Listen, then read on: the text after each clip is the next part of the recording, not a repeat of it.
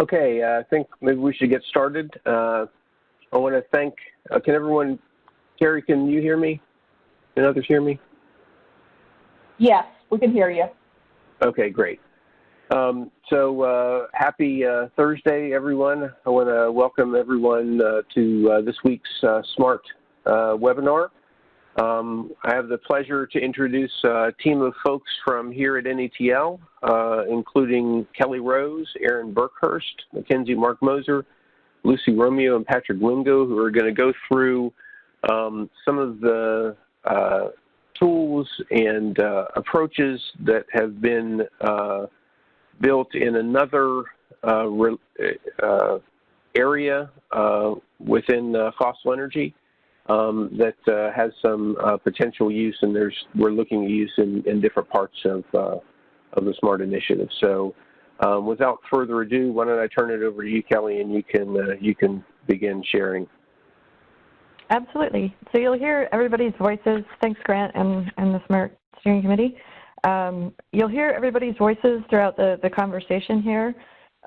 Like many of the things that are ongoing in the SMART initiative, this has been a group effort, multidisciplinary, multi-entity effort. So we're going to explore the offshore risk modeling suite and the virtualization of that platform into EDX and its connection and ongoing evolution as a virtual data, big data, and modeling suite for spill prevention and also response and response preparedness. This work was initiated out of the offshore unconventional research portfolio following lessons learned from the Deepwater Horizon spill back in 2010. The portfolio itself was revised and basically initiated in 2011. With a focus, DOE is the only federal agency that focuses on spill prevention. There are many others that are focused on response preparedness, et cetera, NOAA, Coast Guard, EPA in particular, and Department of Interior. But prevention, while not as glamorous as the dramatic images that come with an actual spill event, is incredibly important. Everybody's happier when the plane lands safely. Nobody wants to see, deleterious impacts from, spills in offshore environments, whether they be from man-made activities, our infrastructure failure, our decision-making failures, or from natural events from mid-ocean and hurricane activities. All of these have the potential to lead to spill events.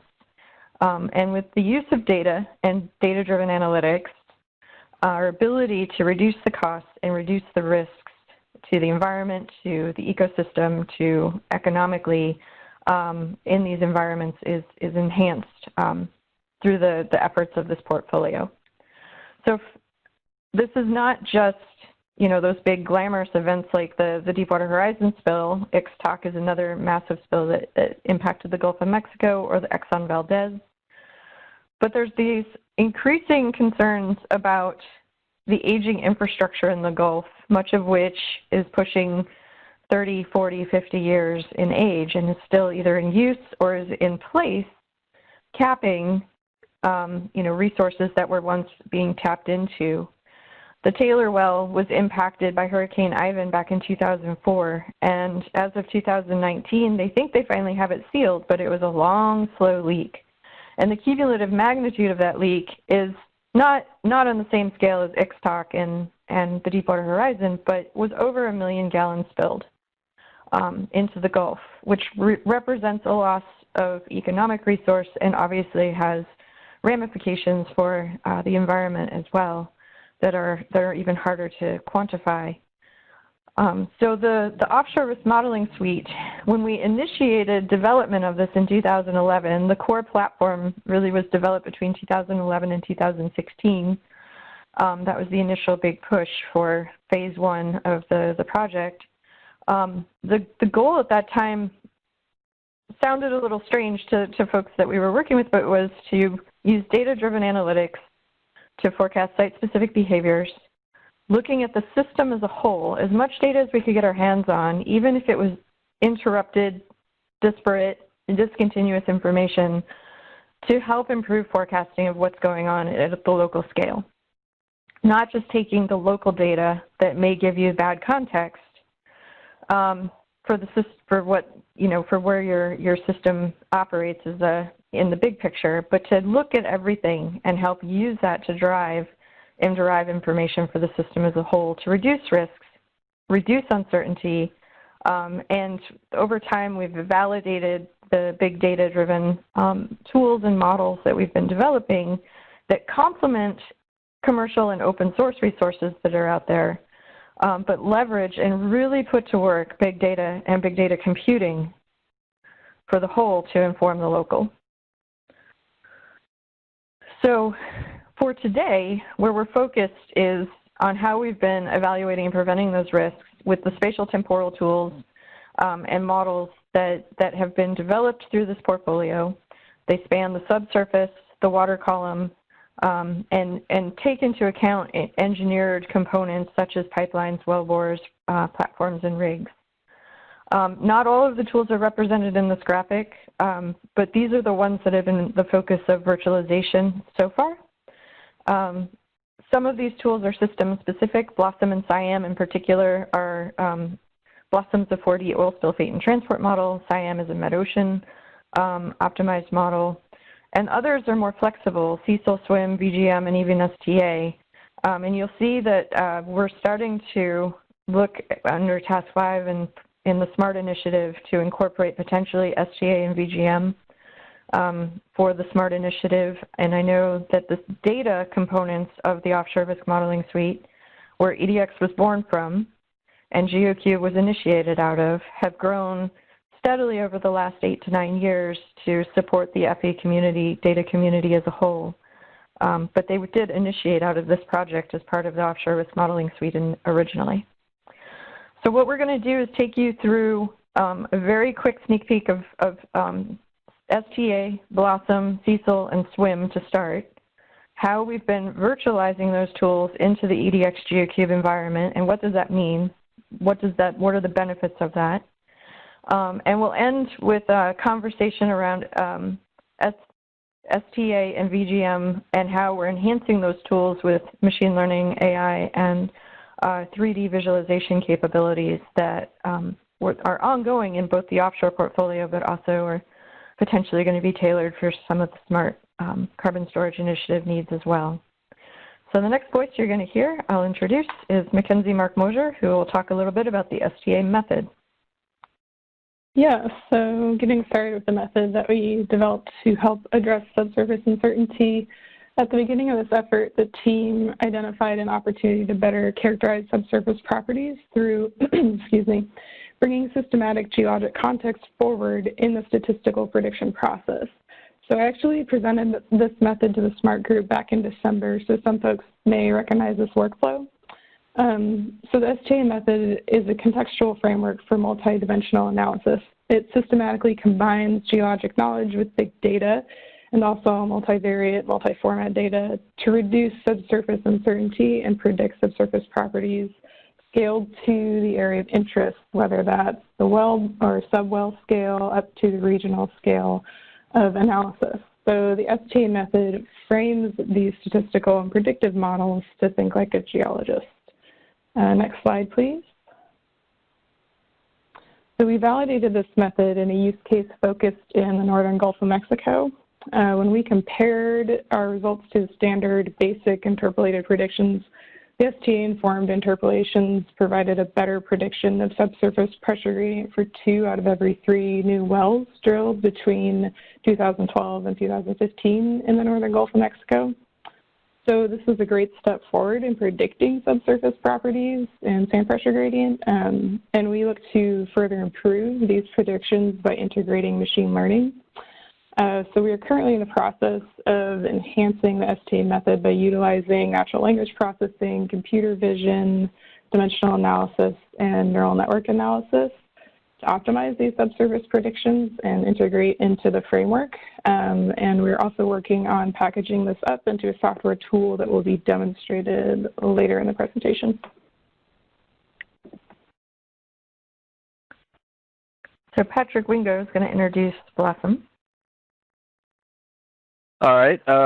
Like Kelly said, my name is Patrick Wingo. And what you're looking at here is a cartoon displaying what Blossom's looking to simulate. So Blossom, it stands for the blowout, spill, blowout and spill occurrence model. It's a 4D fate and transport oil spill model from that simulates from the release at either on the surface or at a deep water blowout to its final fate of beaching, sinking, being cleaned up, that sort of thing. Next slide. Just like with a lot of these oil spill models, it's actually an amalgamation of models. I'm not going to go through and explain all these modules, so that would take an entire presentation of itself, but needless to say, there's a lot going on here. And with this being open source, we are actively looking to incorporate various simulations and equations from more recent literature as that arises. In terms of virtualization, this is one of the tools that will be talked about shortly in the COP. It has been virtualized using Docker.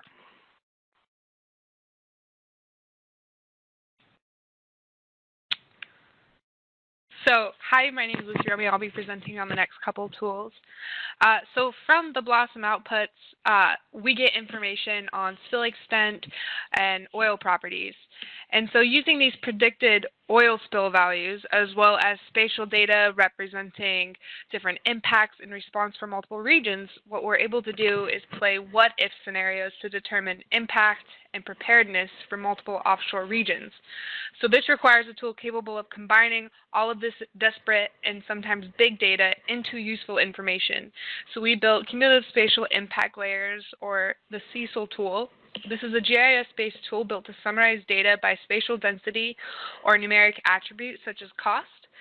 It's available as both a desktop and online tool, both available through EDX, or Energy Data Exchange.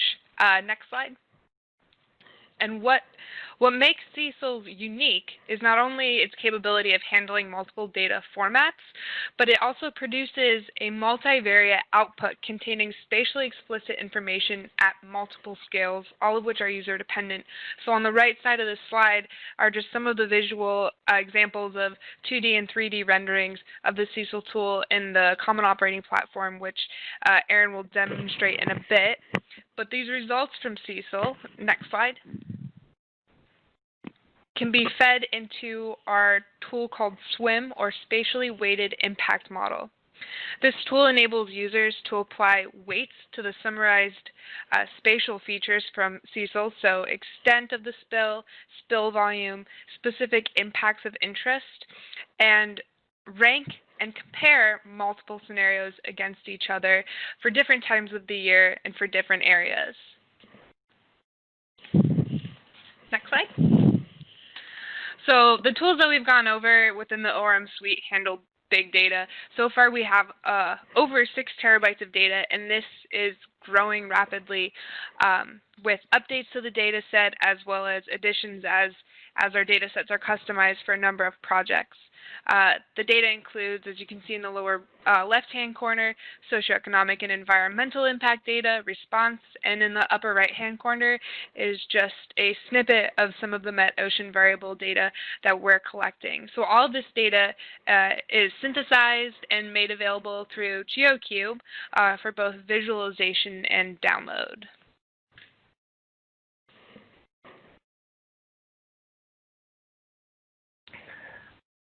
So one of the challenges that we ran into around 2015, we were getting close to finalizing the initial development of the models and tools in the phase 1 ORM suite. And when we talk big data, you know, there's different types of big data. But you saw the different data categories there that Lucy was just referring to. And in this instance, big data in this situation can be large data sets like seismic surveys, metocean models, bathymetric data, et cetera, that can get up into the petabyte scale or terabyte scale for an individual data set itself. But by and large, we were aggregating together thousands of individual data sets with hundreds of thousands, pushing 1 million plus attributes in some instances like the Gulf of Mexico region. And that's challenging. It's challenging to organize. It requires expertise. It requires, knowledge of those data and confidence that you're getting data that's quality and appropriate for the models. To be able to run all those different tools also requires a range of different backgrounds, from oil spill modeling to geographic information science, in the swim arena and even in the CECIL arena, you might have to have some economic background, regulatory decision-making background, et cetera. And so in 2014, NETL and PNNL partnered on a proposal to BSEE to develop a worst-case discharge platform. It was a broad agency announcement similar to a FOA that they put out. And we were selected for an award to virtualize 3 of these components, Blossom, CECIL, Swim, into an online virtualized platform through EDX, where it can leverage the data that's already pre-positioned in Geocube. It's a private environment meant for BSEE users to help them with their decision-making with regards to worst-case discharge plans that industry submits to them for regulatory decision purposes. But the BSEE personnel don't want to have to become experts in all these different tools and getting them on their desktop and making sure they have the right data. They don't even necessarily have the right compute resources on premise. And so this virtual approach allows them the flexibility to access seamlessly the 3 modeling components shown here to evaluate against the worst case discharge plans that are also hosting up the data that are relevant to those plans. They can also add in their own resources, as you will see as Aaron takes you through some examples of those, of the platforms. In 2018, we entered into an interagency agreement with BOEM, who was interested in NEPA and reserves and a platform similar to what BSEE has, but customized for their needs. And what you'll see is there's also efficiencies. You don't want to constantly think about how many times you get a software update for Microsoft, Adobe, et cetera. If you're virtualizing the tools from the same platform, you can keep one consistent version of the tool and authorize its use through different platforms. So you're only having to maintain one version of the model or tool, but you're connecting different users through permissions and security protocols to facilitate and enhance their operation of the tool while saving and making things more efficient and secure for the developers and the IT staff on the back end. So Aaron Barkhurst is going to take over here with this slide. Aaron? Okay, thank you, Kelly. Were you able to hear me? Yep. Kelly? Okay, great. Yeah, so as Kelly mentioned, my name is Aaron, and I will be walking through some of the tools that we've been discussing. A lot's been said about each of these tools already. I think from this slide, it's just worth noting that these are all part of the EDX ecosystem. They're all hosted in the EDX hosted environment with very strict security standards. And each of these are virtual containers. They're containerized applications that make it very simple to move around, to be able to distribute, update, and redeploy very quickly with near zero downtime. And so I guess, Kelly, if you want to pass me the presenter role there, I'll walk through a couple of these applications. There's a lot of information in each of these. So obviously, this is going to be very high level to begin with. Okay, and now the presenter.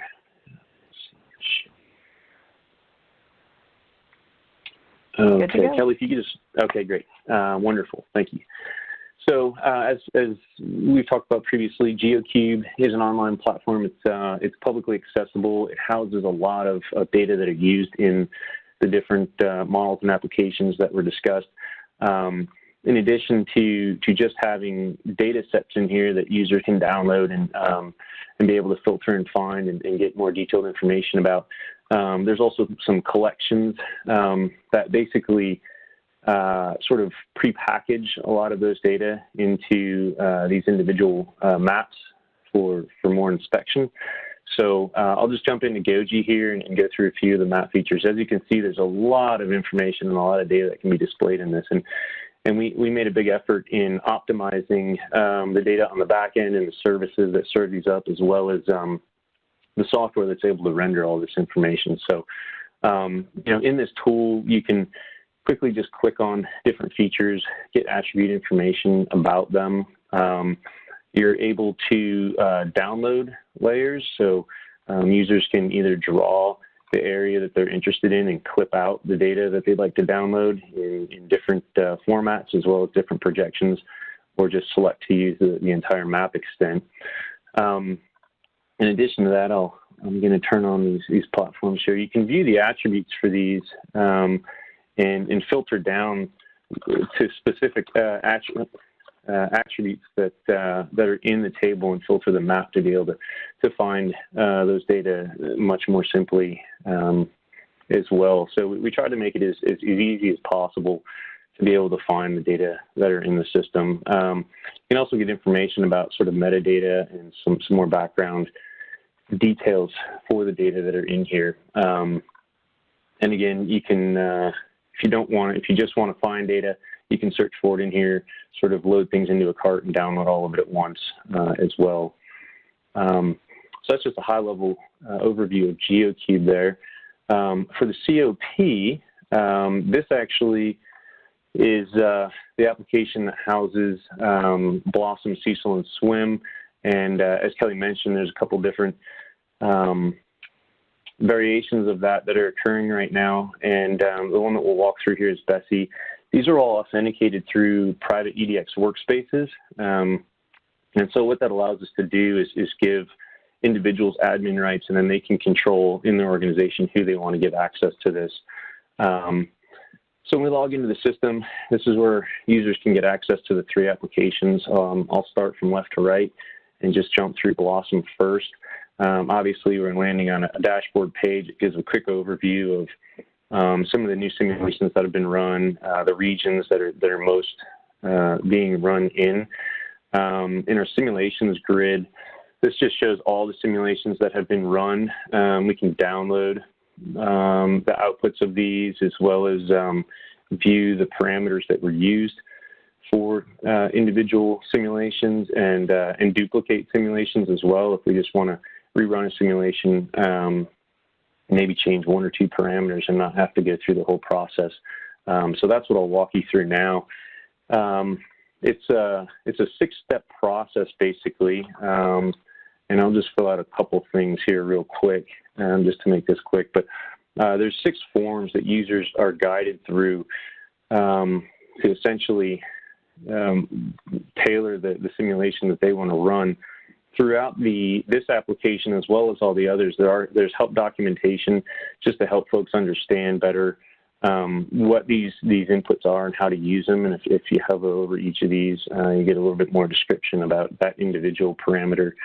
You know, in this situation, being able to update the location for the blowout, which automatically updates depth, using shorelines or bathymetry to determine where things beach. So there's a lot of information in here, a lot of preset crudes to choose from, as well as the ADIOS profiles library that will open a grid to choose from a large number of oil profiles from ADIOS.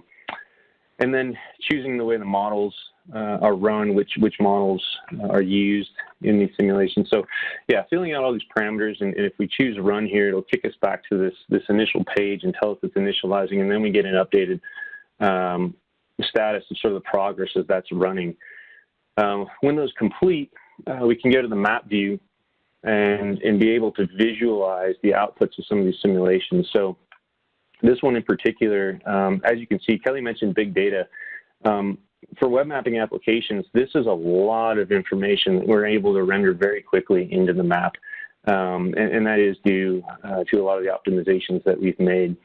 But in addition to seeing the entire output, we can filter this by basically the time steps. So users can step through here and see the simulation play out, jumping to individual points in time. You know, if shorelines were used, we can load those into the map for reference. That's really, again, a quick overview of the Blossom application. We'll jump into CECIL next. It has a very similar look and feel. A dashboard here that just kind of gives a quick overview of new analyses and what regions analyses have been run in. Again, a list of the outputs of these analyses that can be downloaded. And we can click on this and view the parameters that were used. It has a similar process for basically filling out the parameters that users want to use. One thing I didn't note is in the Blossom application, it's similar to this where you can select the region. The regions are the same in Blossom right now: Gulf of Mexico, Alaska, and Southern California. And then for CECIL, Lucy was talking about the impact on a number of different sectors, and this is where users can just choose and select which specific data sets that they want to analyze for the CECIL run. You know, as others have noted, a lot of that data that has been discussed is being used in this application, and we're working to we're right now in the midst of allowing building it so users can input their own data, upload their own data, and be able to use those in the analyses as well. So again, if we go to the map view to visualize outputs from any of these analyses here, for any of the analyses that actually had Blossom inputs, and I apologize, I didn't jump to the last pane of the inputs, but you can choose from previous Blossoms that were run in the other system as inputs to this system. It will immediately filter on those if those were used. But it does have sort of a 2D, 3D viewer to it here. So just going to the overhead, it'll go flat, and if we're pitching the map, it will go sort of into a 2D, 3D. And then also having the ability to sort of tailor how this is drawn. There's the different categories that we can draw these on. We'll switch this to total barrels, and right now that's the color is being symbolized by total barrels, and then we can also then use the height as well for the values that exist in these. So if I click on one of these, we can see just sort of accounts and information of each of those categories for these outputs. In addition to that, we can load the actual Blossom output into the system as well, just to see how that overlays onto the CECIL grid. So again, some advancements that we're definitely making to make this more robust and allow users to input their own data into the system. And from there, I'll jump over into SWIM. And this is where we can sort of compare different outputs and scenarios against a worst case discharge. And so users would they'd choose a worst case discharge to compare against, and then select whichever outputs and analyses they want to compare against that. So I'm going to go to one I already have sort of set up here and edit this scenario. So when a user's either created a scenario or has already made one and just wants to edit it, this is the view they're going to get. This upper table, blue and white, is going to just show the values of each of these sectors for each of the analyses that are being compared against. The next table, yellow and sort of pinkish red, is where we can set weights. So we can either change the ranks here, or we can use a slider and update the ranks and how these are weighted for each of these categories. And then this graph just sort of shows us dynamically what's happening in these categories as well as across the analyses being compared against. And then for this last one here, this is similar, except it's using the Blossom information here. And this graph down here is just showing us how that's dynamically being updated From here, users can also download and get outputs of these graphs and charts, so you can individually select which pieces you want to get out, give them a name and what file type you'd like, or just select to have everything, sort of have this whole page downloaded as a PDF. And I think that's useful, particularly when you either need to share this information or put it into possibly into demonstrations or presentations. So all of our applications have email support, which has proved very useful in just staying connected with our users and getting updates on things that either they have suggestions for or questions about. But I believe that's it for me for going over the COP tools. I'm going to pass this now over to Patrick and let him take over. I gotta find you, Patrick. Where are you? Bottom of the list. Yeah. We're partway done. Okay. Did you get that? Yep, sure did. Let me go ahead and share my screen here. All right. Can folks see my screen? Yep. Yep. So the recap there was we know it was quick. One of the things that's in Dev that you see in the lower right corner that Aaron didn't touch on is we've got actually a COP in Dev for NETL and DOE users that will not only incorporate Blossom, CECIL, SWIM, but the two other tools that we have pretty mature and far along that Patrick's going to touch on here in a minute, the STA tool and the VGM tool will also be incorporated. And we also have some work from the offshore carbon storage program. We developed Lucy Romeo, who spoke earlier on the CECIL tool with COPI, helping develop our offshore carbon storage saline assessment tool. So eventually that will also be hosted in the NETL instance of the COP, and it will be made available to, you know, a trusted user community that are affiliated with, you know, FE projects following typical EDX governance and security protocols. The other thing that we're working towards that's relevant, we think, to the SMART community is further connecting EDX to, you know, these are very custom applications and virtualization of models and tools using commercial capabilities like Docker, et cetera, to enhance that effort. We have an ongoing effort with NETL IT to connect EDX with our scientific computing clusters, Watt and Joule, and we're hoping to see good progress on that here soon. I know they're here listening out on the phone, so they're working hard, and we appreciate the partnership. The other thing that we've been working on, we have a collaboration with the DOE OCIO's office right now, evaluating some cloud platforms. We've also worked through Azure and AWS and are working with NETL IT on authorization for those platforms as well. And some of our computing architects have, you know, been investigating Databricks and Apache Spark and other commercial capabilities that are cloud compute, HPC in the cloud. It says ML, but it was supposed to be HPC. So in the upcoming year or so, we're anticipating more and more capabilities where EDX is organizing the data, the teams, the security and the governance around information sharing, and then allowing users to effectively connect, similar to what we've just shown with the common operating platforms, up into you know, compute environments where they can do analytics and return results back to the team in the EDX environment for sharing. Not everybody needs access to these high-powered scientific computing resources, but they may be, you know, part of a team that's interested in the results and taking them to the next step.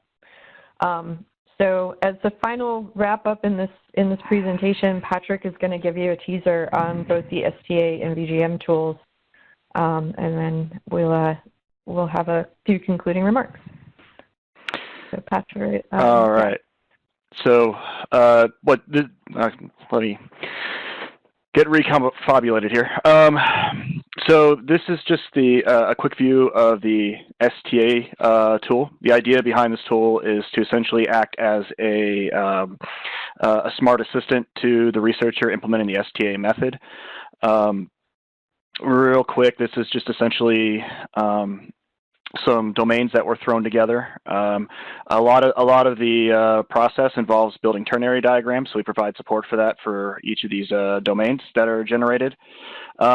The ML that we've implemented so far actually has to do with clustering and determining if nearby clusters of points have relationships that are similar to one another, and whether or not they should be evaluated as singular domains or should be considered separate groups.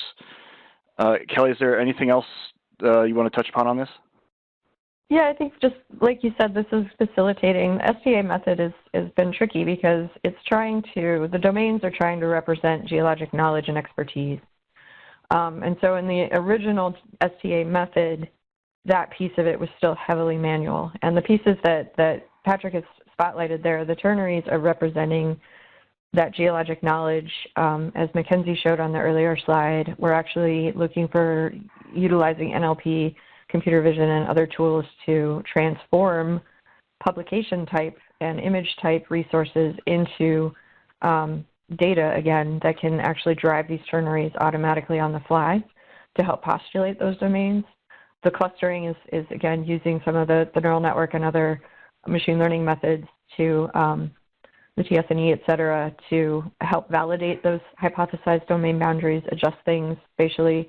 And then the next step that Patrick, Mackenzie, and the group and I are working on is taking this 3-dimensional and potentially 4-dimensional so that we can do that improved job of forecasting subsurface properties like porosity, permeability, temperature, pressure, thickness, things that go into reservoir models for a range of simulation purposes. So this is a tool that's in dev, but is maturing over the next year or so through the offshore program, and like I mentioned at the beginning, may also play a role in SMART CS Task 5 in the future. The other piece that's important is the other tool that Patrick and the team have been maturing. This tool actually spun out of the offshore program and was awarded a DOE Technology Commercialization Fund award. So the variable grid method, with these big data sets and with machine learning and data analytics in general, uncertainty is important. As you've seen from many of the tools and analyses that we've been dealing with here in the offshore with Modeling Suite, they happen to be largely spatial. And spatial systems have not done, spatial tools have not always had a lot of capabilities that allow for relatively easy incorporation of uncertainty and quantification and visualization of uncertainty into those products. In XY space and graphical space, we're very used to seeing confidence intervals, error bars, or being given some measure of the error or uncertainty with the analysis. VGM is basically, the variable grid method is taking that back into the spatial domain. So larger grid blocks that you see on this visualization from Patrick's tool are less certain, more uncertainty, more error. It just depends on what error or uncertainty you're choosing to quantify and visualize. Smaller pixels or grid blocks are more confident, more robust. And this is data-driven, either off your modeling error, your sample density, you're using a tool to collect the information, maybe the instrument error. But what Patrick and the team have been doing is turning the 2D tool into a 3D tool. So Patrick, if you want to talk to that briefly. Yeah, so the methodology itself, while the math is fairly straightforward for extending it into 3 dimensions, the trickier part is how to represent that in a way that's meaningful. So this is the visualizer we've built for the work we've been doing on the 3D. It's still in very early development. But right here is a test data set that one of my colleagues, Cody, provided me to just show a quick demonstration. So it's really hard to see the depth of all this unless you're kind of moving it around. But from this, you get, instead of getting squares and pixels, you get cubes and what are essentially voxels. They're still representing the same thing, The larger squares are more uncertain, whereas the smaller squares or cubes are considered more certain. So we're still working out sort of how we want to represent these things in a way that's most useful for the researchers who are using this. But as a starting point, I think this is off to a fairly promising start. Let's see. And for reservoir subsurface analyses and interpretation, being able to understand in this three-dimensional framework where things are more certain or less certain can be really critical, particularly if you're designing a well or an injection plan, production plan, et cetera. All right. If we just go back to the last slide, I think. Oh, come on. There we go. So just to wrap up, the NETL Offshore Risk Modeling Suite was, derived out of the FE32 oil spill prevention program. It's data-driven. The tools and models have been optimized for big data. The virtualization has been optimized for both spatial and big data challenges, as well as DOE security and user community needs. And the resources that we described are pretty flexible. They were not meant necessarily, they can work in a series or they can work individually.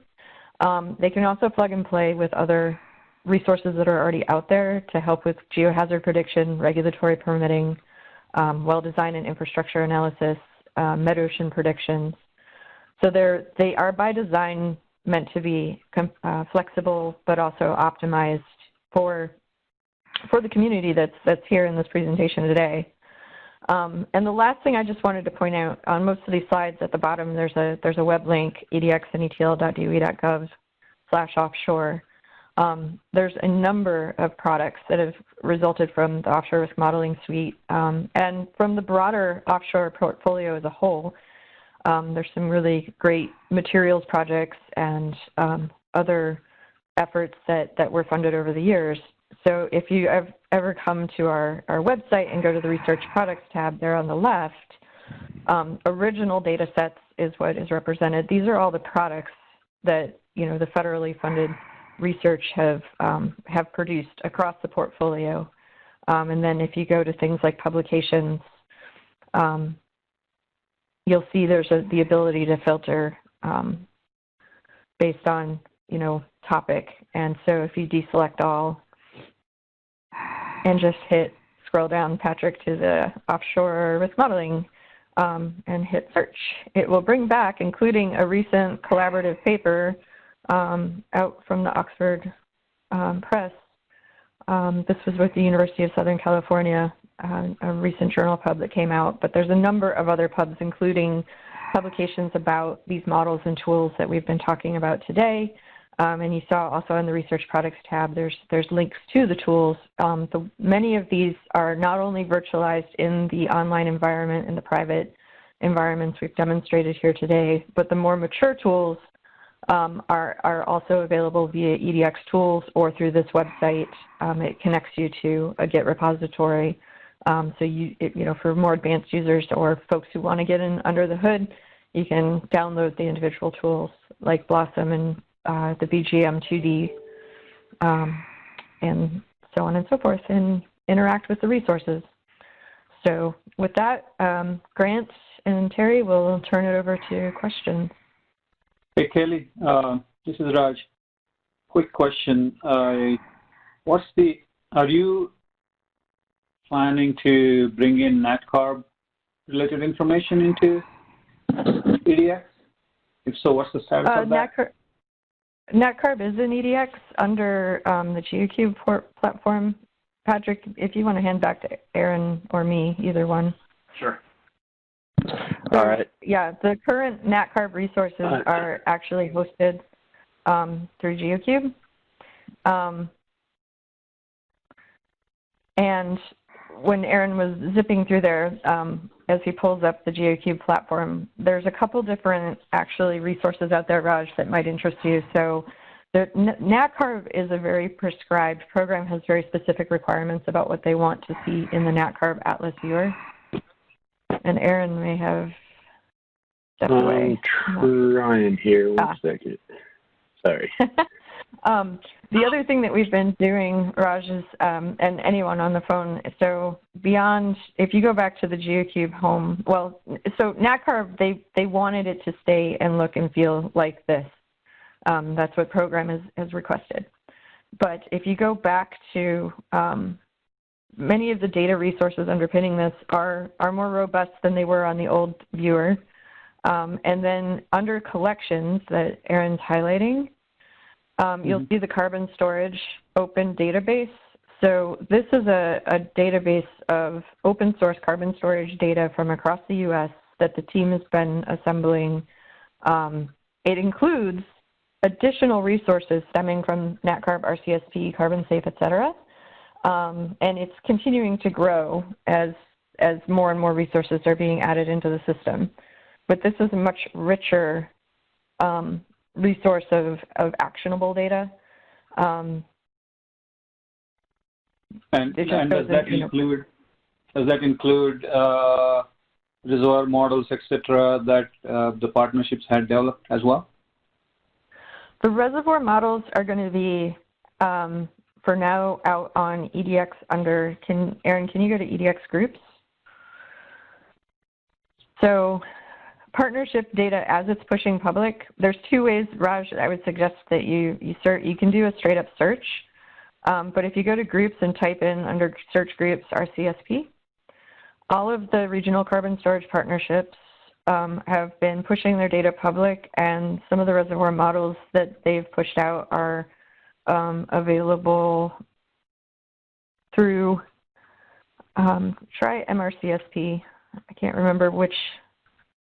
I know CCarb has some good stuff in it too. So there's a range of different things that people are pushing out. They've just pushed, our MRCSP is still pushing a lot of their products public. They have a lot staged on the private side. But you can filter, as you see on the left, by keyword, by type, etc. If we go back to CCarb,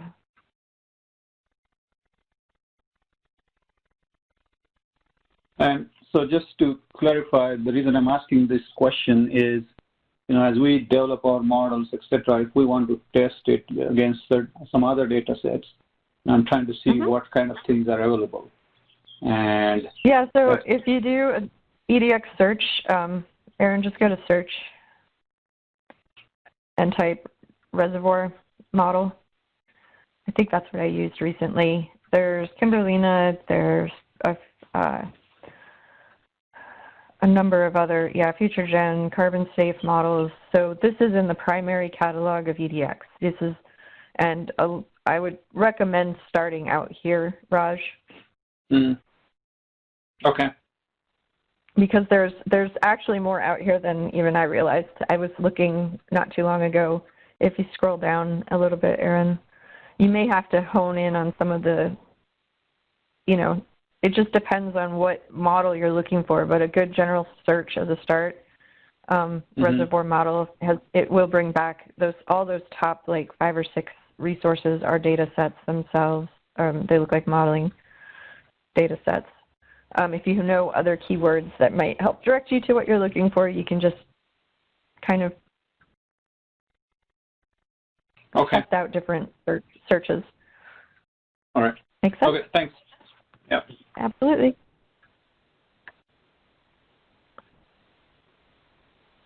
Any other questions?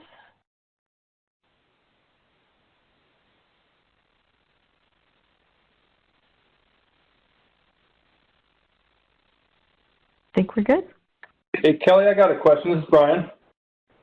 Yeah. Do you have like videos or anything like that, basically, so we could go through this slowly, step by step, if somebody needed instructions starting out? Is anything like that available? You mean for the modeling tools?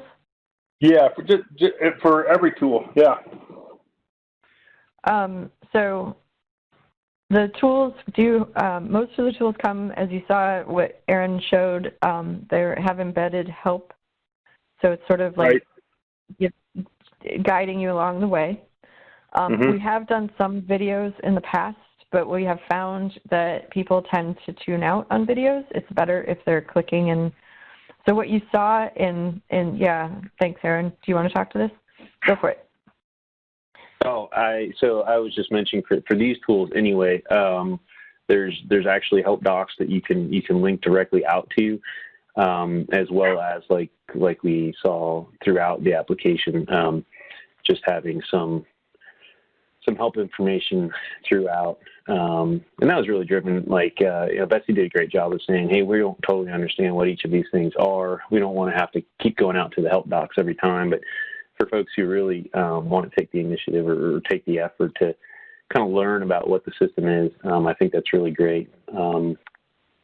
At one point, I will say I think we did have some video demos for both Geocube and I think Blossom, but as these have continued to evolve, they get out of date very quickly, and they can be a big lift to sort of update continuously. So we've also found that, like I said, the users tend to, they watch the video, it gives them some good context, but it's been more beneficial for the users, and the feedback we've gotten from Bessie and Bohm and other community members is having the embedded help and just being able to practice and play within the platform has been more instructional and beneficial. And we've done webinar training classes as well that are interactive where they can ask questions. And so between the help doc, the published documentation, and the instructions that are embedded and the webinars, that has been a better use of resources than instructional videos straight up. Oh, and Aaron's showing the new DOE COP that's in dev. All right. So, thank you. Sure. Thank you. Yeah, appreciate the presentation. So just kind of a quick question. You mentioned some cloud deployment over there, like AWS. So do you have any idea of how much activity on that or something like that? How much? It broke up for just a second. How much? On the cloud-based deployment of applications so far? Patrick, do you want to, or Aaron, that sounds like. Was the question about cloud-based deployment? Yeah.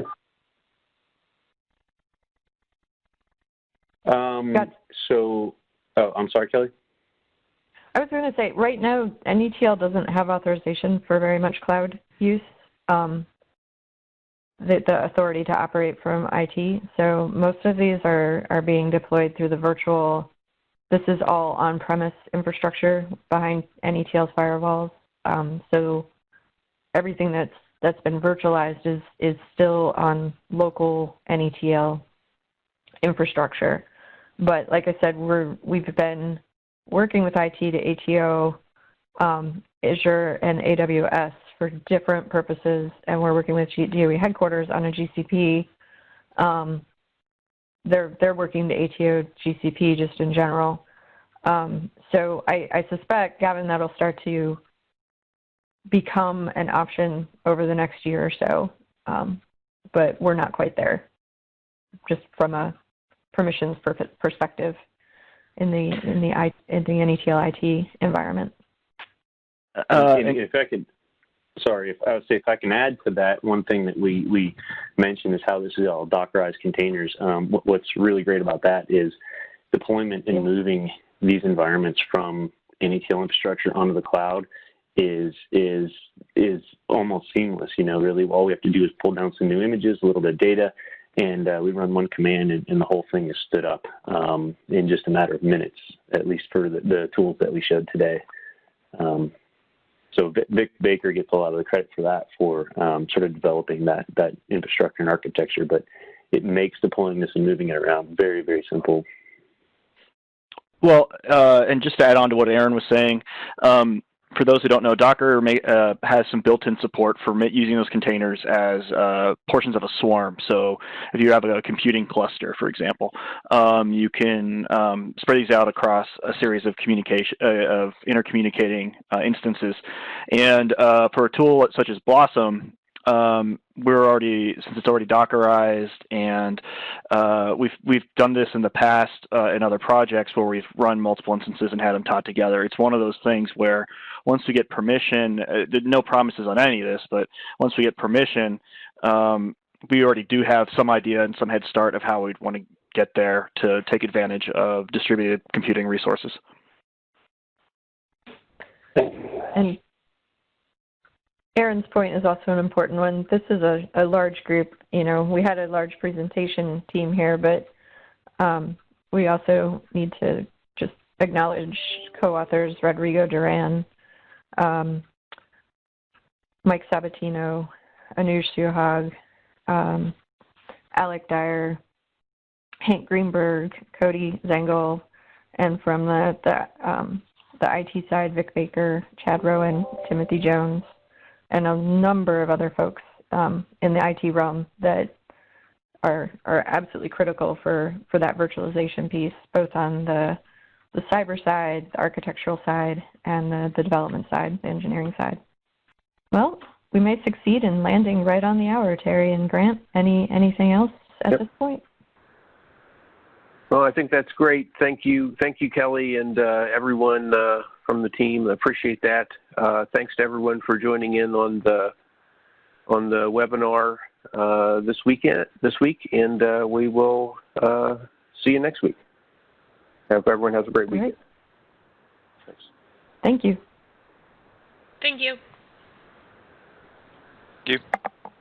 Thank you. Thanks all. Thanks.